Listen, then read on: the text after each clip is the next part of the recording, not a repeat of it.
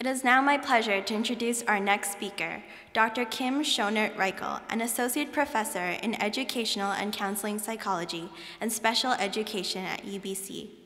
Dr. Schonert-Reichl has spent more than 20 years looking for the good in children. From her time as a school teacher to her work with at-risk adolescents to her academic research, she has sought to understand how children develop their sense of morality and how parents, teachers, and the community shape a child's emotional and social development. Although there is much we think we know about how to raise good kids, Dr. Schonert-Reichl puts such knowledge to the test.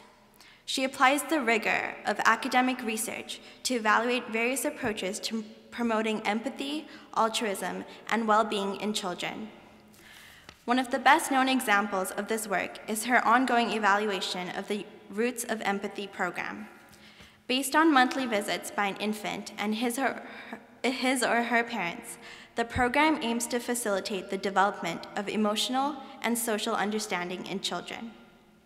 Dr. Schonert-Reichl's evaluation of the program consistently documents its positive impact, and her research has played a critical role in the expansion of this program in British Columbia and around the world. The scope of Dr. Schonert-Reichl's work truly is global. She has studied the effects of political violence in adolescents in Israel. She has collaborated with researchers in Australia, Japan, and New Zealand on evaluations of the Roots of Empathy program in those countries. She has shared her results of her research with His Holiness, the Dalai Lama.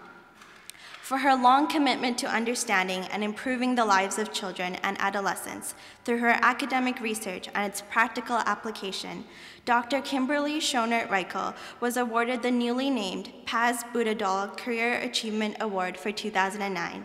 Please join me in welcoming Dr. Kim Schonert-Reichl.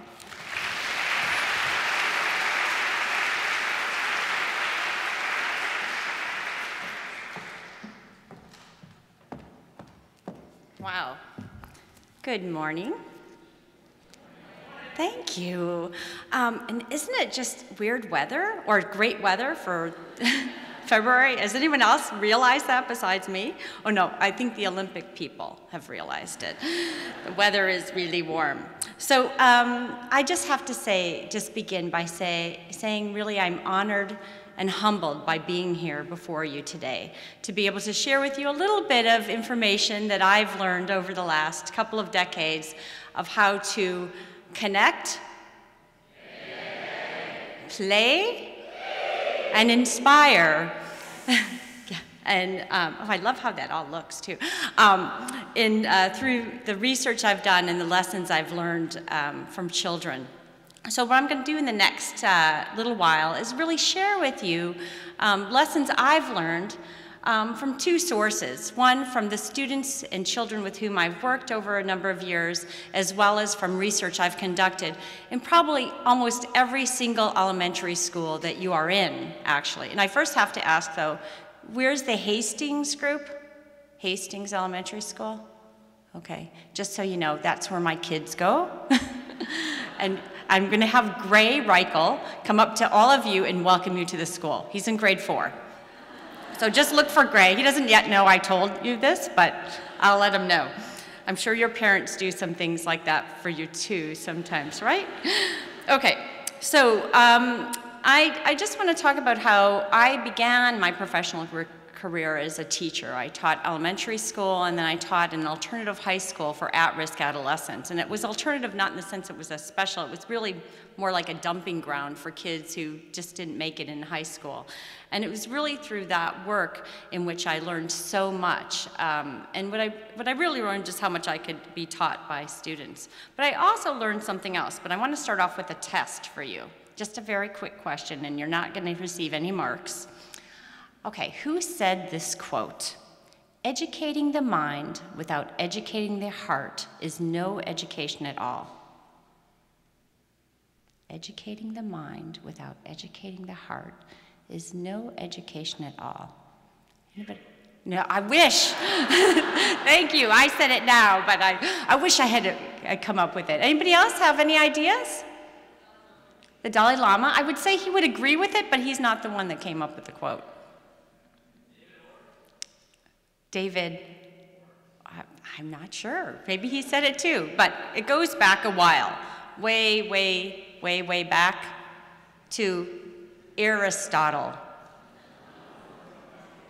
So this idea of community service learning, really through educating your hearts, because that's really how I see it, that this project is about educating your hearts as well as your minds, is something that's been around for a long time. But it's really only in the past couple of decades where we really have research supporting it and supporting that it does in fact do that. So I'm going to start with a story. I have had many experiences working with a number of students, and I'm going to talk about a story of a student I worked with when I was a brand new teacher. And I was a teacher at this alternative high school I mentioned, and these kids had been kicked out of high school, some for drug and alcohol problems, some for other mental health problems, really attempting suicide and things, and some were fine until they punched the vice principal. And I really think there was a boy that I was working with, Bill Kabakovich. I don't know if none of you will know him because he's from Chicago, where I was from originally. And Bill was the kind of kid who really got on my nerves. He came into school, he was always never doing his homework, he avoided things, he was disturbing other people in class all the time, and really I could tell he didn't like me, and I didn't really like him. I felt like he came into class and he just kind of got under my skin. I was also the reading teacher, and of course Bill had some reading issues, and so it was problematic for him. And so every day I'd give him some work to do, and he kind of would throw it on the floor or not do it, and I was just frustrated. And in fact, the days were the best for me when Bill didn't show up. But one day he shows up to school, and he comes in, and lo and behold, I hand him this work, reading this sort of word list of things to do. He had to study for this novel we were reading, and I give him the list, and I said, Bill, can you do this, please? And he sits down, and he actually did it. And what he did is next to each word, he drew a tiny little picture, like a little, almost like a pencil drawing, very tiny, very detailed, very amazing. And he came in and he handed me this piece of paper and said, here it is. And I looked at it, and I looked at all these drawings that he had done of all these pictures. This was extra, he wasn't asked to do that. And before my eyes, I saw him not as this kid who got on my nerves, but as a creative genius who had been lost in the school system, that somehow he was an artist, and he had never been recognized for this art. So I have to say, I love art. I can't do any art myself, but I admire greatly anyone who can. And I looked at him and I said, Bill, this is unbelievable. How did you do this? And he started telling me how he was drawing, and you could see him right before my eyes growing taller, feeling better about himself. And I really had a whole different view now of him. No longer he was that annoying kid. He was this kid who I had to nurture his creative, artistic genius.